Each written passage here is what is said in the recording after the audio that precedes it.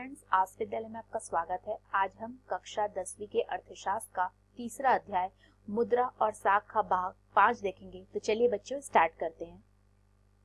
आज हम देखेंगे भारत में औपचारिक क्षेत्रक में साख, formal sector credit in India. किस तरीके से भारत में जो फॉर्मल सेक्टर है उसमें क्रेडिट जो होता है या साख जो है वो किस प्रकार से दिया जाता है, क्या व्यवस्था होती है, इन सबको आज हम समझने का प्रयास करेंगे। विभिन्न प्रकार के ऋणों को दो भागों में बांटा जा सकता है, औपचारिक तथा अनौपचारिक क्षेत्रक ऋण, फॉर्मल सेक्टर क्रेडिट और इनफॉर्मल सेक्टर क्रेडिट। पहले वर्ग में बैंकों और सहकारी समिति से लिए गए कर्ज आते हैं। अनौपचारिक उधारदाता में साहूकार, व्यापारिक, मालिक, रिश्तेदार, दोस्त इत्यादि आते हैं। बहुत आसान है बच्चों, दो चीज हमेशा याद रखना। जब हम सेक्टर की बात करते हैं, भारत में क्षेत्रक की बात करते हैं, तो दो प्रकार के क्षेत्रक में साख प्रदान किया जाता है। एक होता है फॉर्मल मतलब कि औपचारिक, और दूसरा होता है इनफॉर्मल यानी कि अनौपचारिक।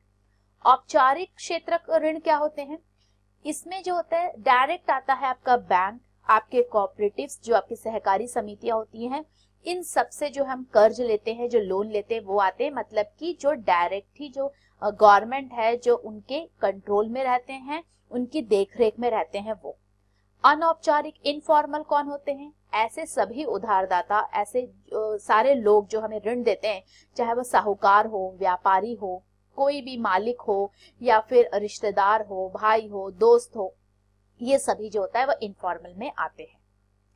अब आप यहाँ पे एक ग्राफ देखिए, इससे आपको समझ में आएगा।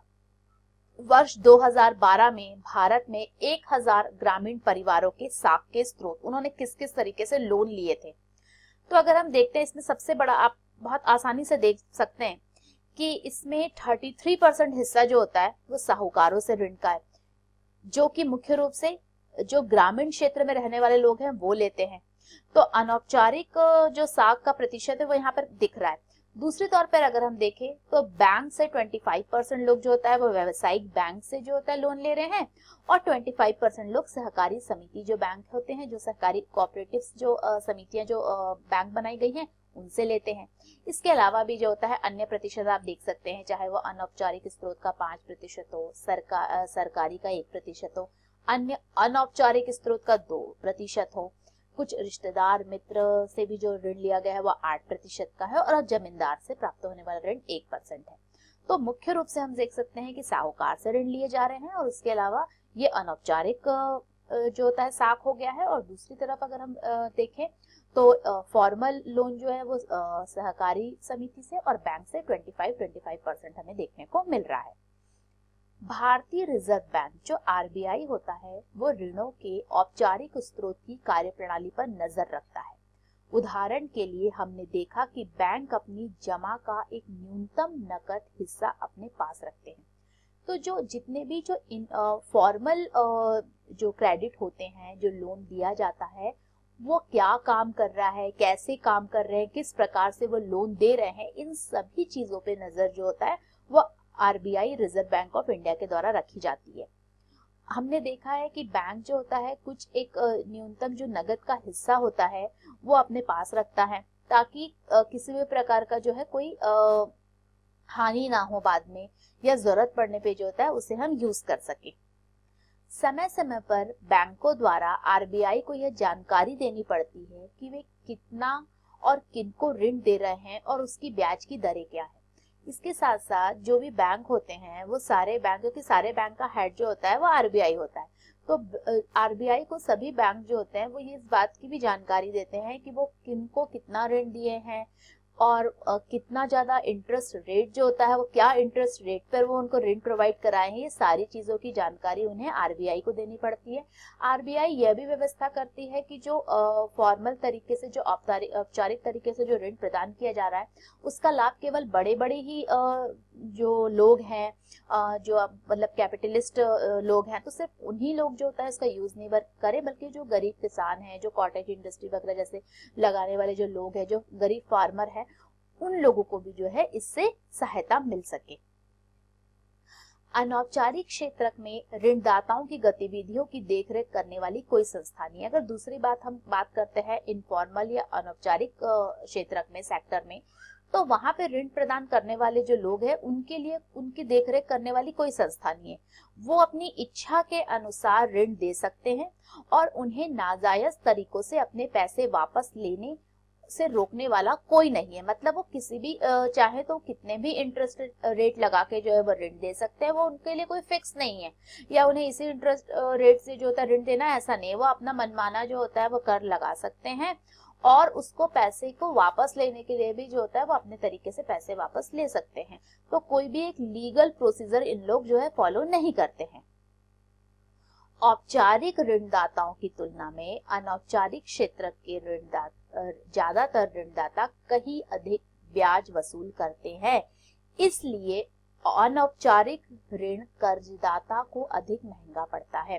देखो ये बात तो बिल्कुल है कि जैसे मान लीजिए अगर किसी व्यक्ति को या किसी किसान को या किसी भी छोटे छोटे जो व्यवसायी है उनको अपना व्यवसाय खड़ा करने के लिए अगर ऋण की आवश्यकता है और अगर वो औपचारिक मतलब कि अगर वो डायरेक्ट औपचारिक संस्था मतलब कि बैंक से जाके या सहकारी समितियों से जाकर अगर वो ऋण प्राप्त करते हैं तो मान लीजिए कि उनको 8% की इंटरेस्ट रेट लगाकर ब्याज दर के से जो होता है उन्हें 1 लाख रुपए का ऋण मिल जाता है। लेकिन अगर यही व्यक्ति अगर अनौपचारिक शाखा में जाता है, अनौपचारिक क्षेत्र में जाता है, किसी साहूकार से ऋण लेता है तो उसे जो है कितना प्रतिशत मिलता है, ये अपने ये ना मतलब पर मंथ जो होता है 5% 6% के हिसाब से जो होता है ऋण ले सकते हैं। मतलब अगर पर एनम हम देखें, वार्षिक अगर हम देखें तो वार्षिक जो होता है ये 50 से 60% तक हमसे जो इंटरेस्ट रेट है वो वसूल करते हैं। तो आप देखिए कि अगर जो है कोई ऋणदाता औपचारिक क्षेत्र से ऋण लेता है तो उसे 1 लाख का साल में जो है अगर 8% ऋण लगता है तो उसे 8,000 रुपए देना होगा। लेकिन वहीं अगर वो अनौपचारिक क्षेत्र से ऋण लेता है तो उसे अगर वो 60% अगर वो इंटरेस्ट रेट लगाता है तो उसे 1 लाख का 60,000 रुपए वार्षिक देना होगा। तो आप ये समझ सकते हैं कि इसमें जो होता है कर्जदाता को साफ साफ ये हमें पता चल रहा है कि अनौपचारिक क्षेत्र से ऋण लेना जो है वो ज्यादा महंगा पड़ता है। ऋण की ऊंची लागत का अर्थ है कि कर्जदार की आय का अधिकतर हिस्सा ऋण की अदायगी में ही खर्च हो जाता है, इसलिए कर्जदारों के पास अपने लिए कम आय बचती है। देखो अगर लोन का इंटरेस्ट रेट ज्यादा है तो ये बिल्कुल वाजिब सी बात है कि जो कर्ज लिया हुआ है वो जो कर्जदार है उसके जितना भी उसको इनकम मिलता है उसको ज्यादा से ज्यादा जो इनकम है वो उसको ऋण को चुकाने में लग जाती है, तो जिससे उसका प्रॉफिट कम हो जाता है और उसके पास बहुत कम जो है वो आय बचती है। कुछ मामलों में ऋण की ऊंची ब्याज दरों के कारण कर्ज वापस करने की रकम कर्जदार की आय से भी अधिक हो जाती है।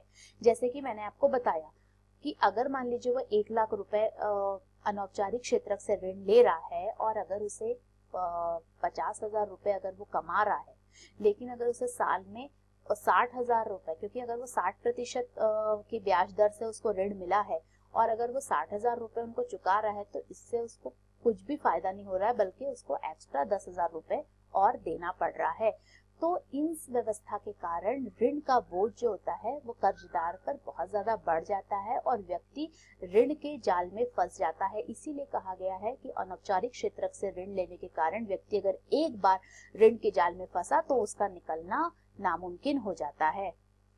ऐसा भी संभव है कि जो लोग कर्ज लेकर अपना उद्योग शुरू करना चाहते हैं वे ऋण की अधिक लागत को देखकर पीछे हट जाएं। ये भी होता है क्योंकि अगर इतना ज्यादा उनको लोन हो जाता है तो फिर वो कभी कभी जो होता है ये सोचता मतलब वो सोच ही नहीं पाते कि वो अपना कुछ बिजनेस स्टार्ट कर सके।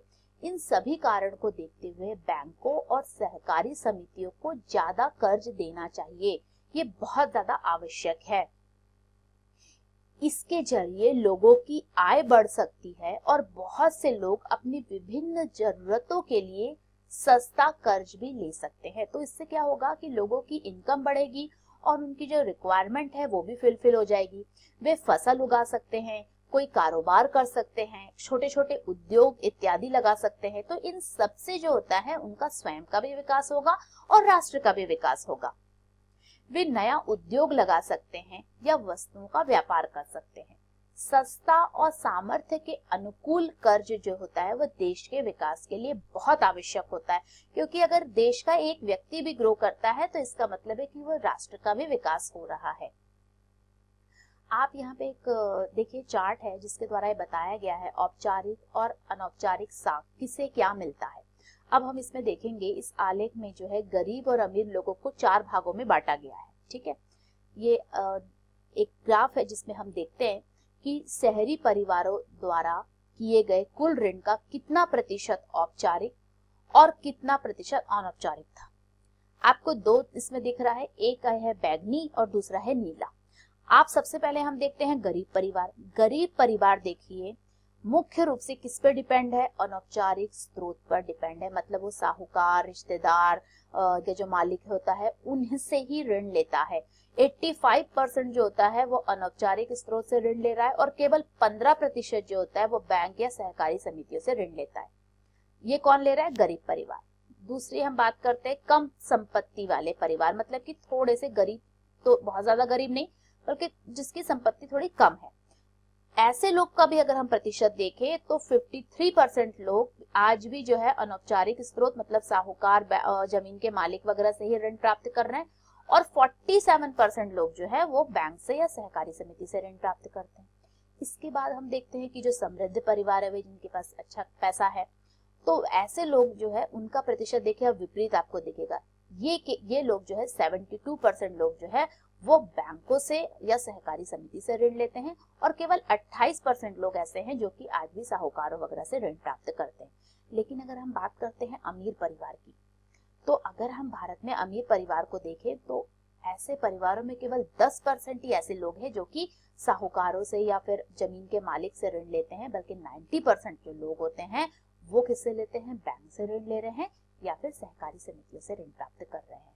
तो आप देख सकते हैं इस डायग्राम के द्वारा कि शहरी क्षेत्रों के निर्धन परिवारों की कर्जों की 85% जरूरतें अनौपचारिक स्रोत से पूरी होती है और इसकी तुलना में आप शहरी इलाकों के अमीर परिवारों से कीजिए।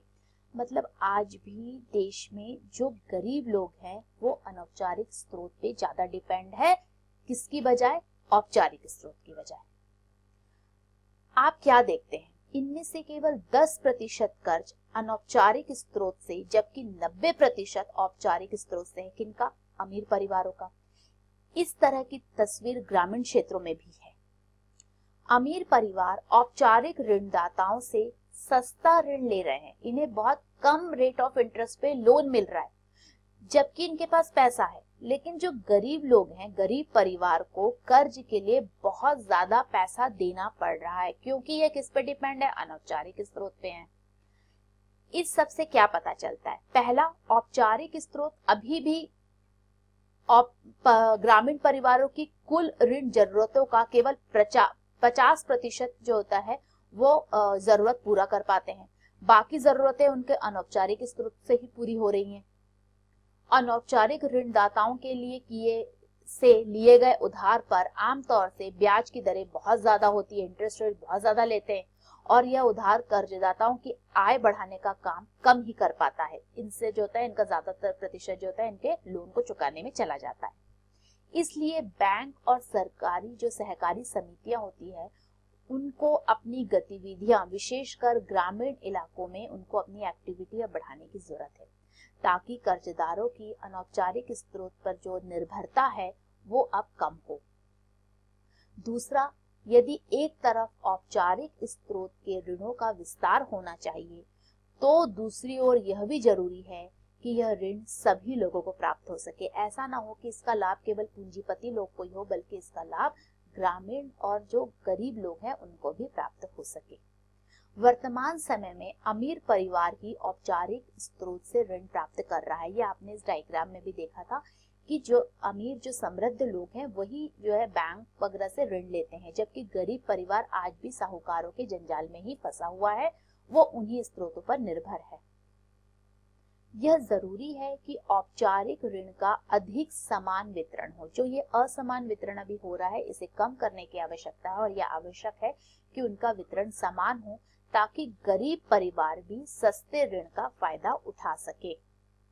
सो what did we learn today? आज हमने क्या पढ़ा और क्या सीखा? आज हमने भारत में औपचारिक क्षेत्र में साख को समझने की कोशिश की, किस तरीके से जो होता है फॉर्मल और इनफॉर्मल लोन क्रेडिट जो है वो काम करते हैं।